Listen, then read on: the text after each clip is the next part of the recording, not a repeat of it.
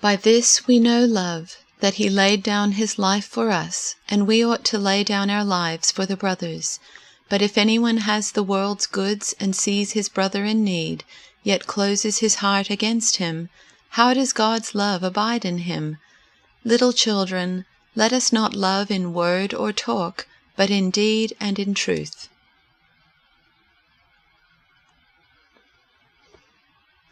We know love by this, that he laid down his life for us, and we ought to lay down our lives for one another. How does God's love abide in anyone who has the world's goods and sees a brother or sister in need and yet refuses help?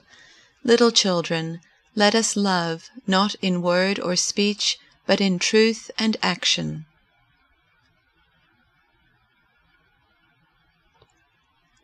This is how we know what love is.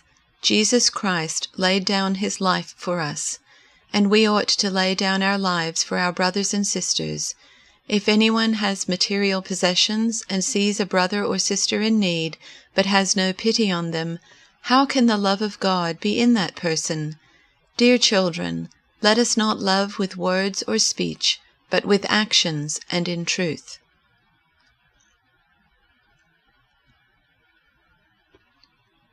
We know what real love is, because Jesus gave up his life for us.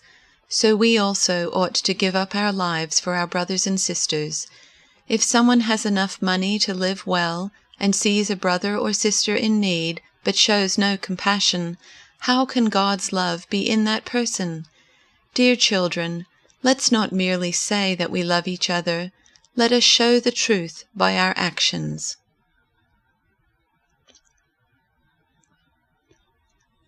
This is how we've come to understand and experience love.